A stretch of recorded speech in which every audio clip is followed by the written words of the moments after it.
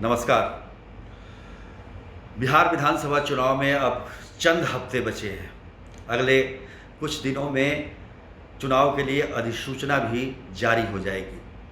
लेकिन राजनीतिक समीकरणों की बात करें, गठबंधन की बात करें, तो अभी तक कौन कितनी सीटों पर लड़ेगा, इसका अभी तक फैसला न तो एनडीए कर पाई है और न ही महागठबंधन तो और मामला पेचीदा है। लेकिन एनडीए के बारे में कहा जा रहा था कि सब कुछ बहुत स्मूथ है और कोई मतभेद नहीं है। लेकिन जैसे जैसे वक्त गुजरता जा रहा है, मतभेद सामने आते जा रहे हैं। ख़ास तौर पर लोक जनशक्ति पार्टी को लेकर जिस तरह से संशय की स्थिति बनी हुई है, उसको देखते हुए ये कहा जा सकता है कि सब कुछ ठीक नहीं है। हालांकि लोक जनशक्ति पार्टी ने अभी तक अपना कोई अंतिम निर्णय नहीं लिया है और निर्णय लेने का अधिकार पार्टी के राष्ट्रीय अध्यक्ष चिराग पासवान को अधिकृत किया गया है।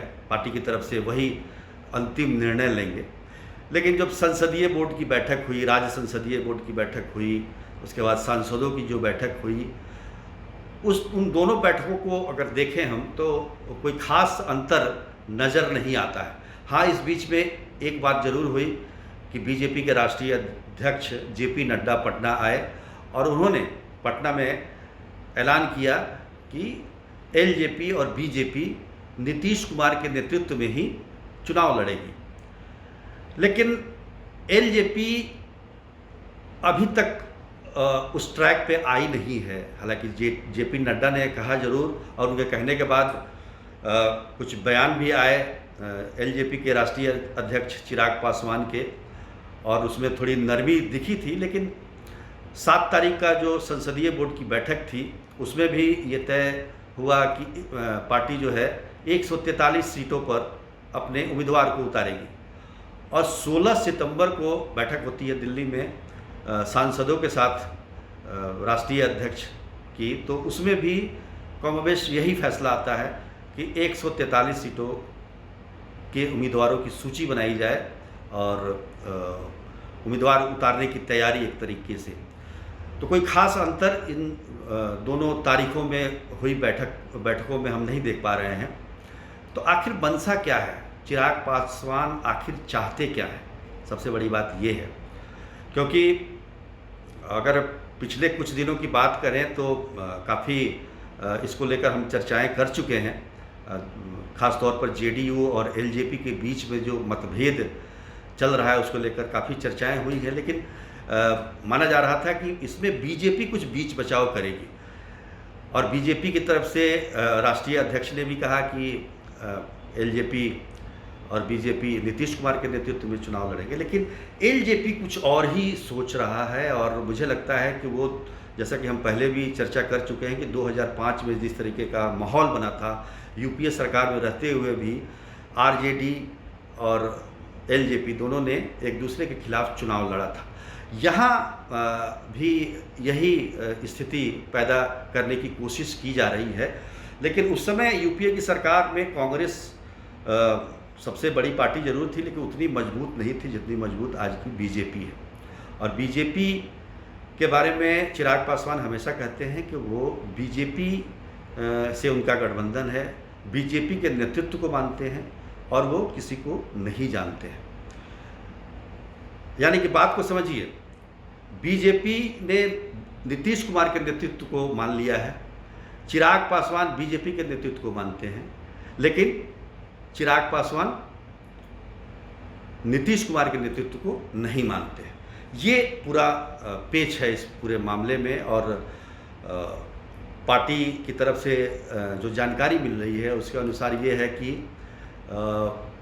उनकी पूरी तैयारी रहेगी कि जेडीयू जहाँ जहाँ से अपने उम्मीदवार उतारेगा वहाँ से एलजेपी उनके खिलाफ अपना उम्मीदवार मैदान में उतारेगी। तो ये तो अभी तक का जो फैसला है उनका लोक जनशक्ति पार्टी का, वो यही कहता है लेकिन सबसे बड़ी बात क्या है कि उन्होंने कहा कि 143 सीटों पर उम्मीदवार उतारेंगे, लेकिन जहाँ तक जो आंकड़ों की बात है उसके अनुसार ये माना जा रहा है कि अधिक से अधिक जेडीयू को ज़्यादा सीट मिलेगी तो 120 सीट मिल सकती है, या अगर एलजेपी उसमें शामिल नहीं होती है तो ये इस सीटों की संख्या कुछ बढ़ भी सकती है।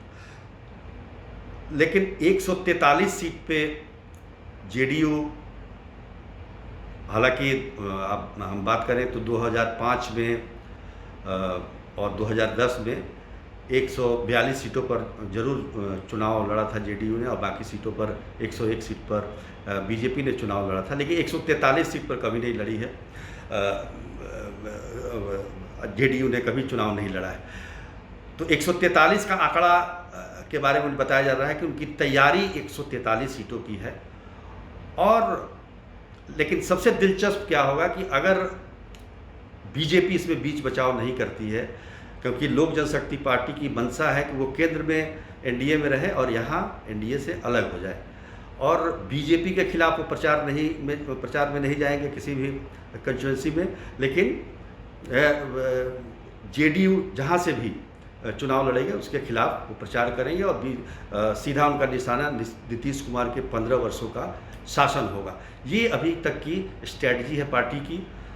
अब इसमें अगर बीजेपी की तरफ से कोई शीर्ष नेता किसी तरह की मध्यस्थता करते हैं तो हो सकता है कि स्थितियां बदलें, लेकिन जहाँ तक मुझे जानकारी मिल रही है कि लोक जनशक्ति पार्टी, जो कि रामविलास पासवान के समय की पार्टी थी और अब चिराग पासवान के नेतृत्व में पार्टी है, दोनों में काफ़ी अंतर है, दोनों के बात व्यवहार में, तौर तरीके में। तो ये हो सकता है कि लोक जनशक्ति पार्टी जेडीयू के खिलाफ चुनाव लड़े। ऐसी परिस्थिति में जेडीयू क्या करेगी? तो जेडीयू की तरफ से जो कहा जा रहा है उसमें साफ तौर पर यह कहा जा रहा है कि तब अलायंस का रहना मुश्किल हो जाएगा और अलायंस टूट भी सकता है। तो कुल मिलाकर जो परिस्थिति है वो सामान्य नहीं है, और सब एक तरीके से वेट एंड वॉच की स्थिति में है, चाहे वो जेडीयू हो चाहे एलजेपी हो। बीजेपी को इसमें आगे बढ़ के कुछ अगर चीज़ों को ठीक करना है तो वो कर सकती है, लेकिन जैसे जैसे वक्त बीतता जा रहा है स्थितियां विपरीत हो सकती हैं अगर इसे समय पे नहीं रोका गया। तो कुल मिलाकर एनडीए की स्थिति अभी बिहार में ये है कि जेपी नड्डा पटना आए, उन्होंने नीतीश कुमार से पहले दौर की बातचीत भी की है सीटों के बंटवारे को लेकर, लेकिन इसमें एलजेपी का भी रहना ज़रूरी है। तो एलजेपी से अभी किस तरीके की बात हुई है, हालांकि चिराग पासवान ने बीजेपी के राष्ट्रीय अध्यक्ष से भी मुलाकात की यहाँ से जाने के बाद। तो अभी स्थिति यही है कि सब वेट एंड वॉच कर रहे हैं और परिस्थिति के अनुसार कुछ निर्णय लेने के लिए सारे जो भी एनडीए के घटक दल हैं वो परिस्थितियों की तरफ देख रहे हैं। आज के लिए बस इतना ही। धन्यवाद।